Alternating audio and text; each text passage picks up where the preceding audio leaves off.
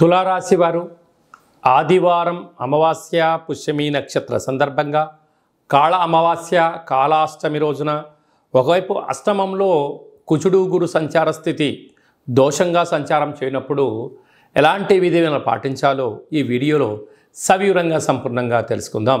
తులారాశిలో ఏ నక్షత్రాలు వస్తాయి అనగా చిత్తా నక్షత్రంలోని 3వ పాదం 4వ పాదం, స్వాతి నక్షత్రంలోని 4 పాదాలు, విశాఖ నక్షత్రంలోని 1, 2, 3 పాదములు కలిపితే తులారాశి అవ్వడం జరుగుతూ ఉంటుంది. చాలామందికి పుట్టినటువంటి కాల సమయంలో డేటా బర్తులు లేనటువంటి కారణం వలన పేరు యొక్క మొదటి అక్షరాన్ని అనుసరిస్తూ రాశిని తెలుసుకునే ప్రయత్నం చేద్దాం. రా, రి, శ్రీ, రు, రే, రో, తా, తి, తు, తే, తో అక్షరాల వారందరూ కూడా తులారాశి జాతకులు. తులారాశి యొక్క అధిపతి శుక్ర భగవానుడు. వీరు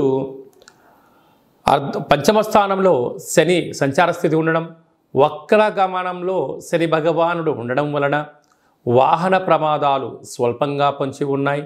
నీటితో నిప్పుతో దూరంగా ఉండే ప్రయత్నం చేయండి. 6వ స్థానంలో రాహు సంచార స్థితి ఉండడం వలన రుణ సమస్య, రోగ సమస్య పొంచి ఉన్నాయి. దయచేసి అప్పులు ఇవ్వద్దు, అప్పులు తెచ్చుకోవద్దు. అష్టమ స్థానంలో కుజ భగవానుడు సంచారం చేయడం వలన కుజదోష ప్రభావం కారణం వలన మీ జన్మ నక్షత్రం రోజున అమావాస్య అష్టమి తిథి ఎందున దూర ప్రయాణాలు, జల ప్రయాణాలు, దూరంగా ఉండడం, క్రయ విక్రయాలు, లావాదేవీలు, ఓర్పు, సహనం చాలా అవసరం అని చెప్పి మీరు గుర్తు పెట్టుకోగలగాలి.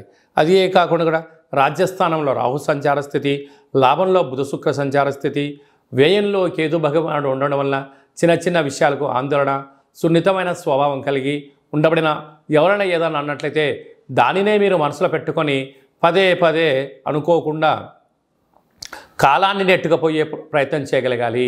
కనుక తెల్ల జిల్లడి యొక్క వృక్షం చుట్టూ ప్రదక్షిణ, దీపము, వీలైతే ఆ యొక్క వేరును తెచ్చుకొని మట్టిని బాగా కడిగి సింధూరం బాగా పూసుకొని పూజామందిరంలో ఉంచుకొని తంత్ర వరసిద్ధి తాంత్రిక కాళభైరవ హోమ కార్యక్రమాన్ని చేసి ఇంట్లో పెట్టుకున్నట్లయితే అద్భుతమైనటువంటి మీరు రాబోయే 7 తరాల వారికి ఆనంద సిద్ధి, ఆరోగ్య సిద్ధి, ఐశ్వర్య సిద్ధి, కనక సిద్ధి, అమృత సిద్ధి అనేటువంటి అనేక రకాల సిద్ధులు మీకు సొంతమై తులారాశి వారికి ఎనలేనటువంటి ధనం, ఐశ్వర్యం మీ సొంతం కాబోతుంది.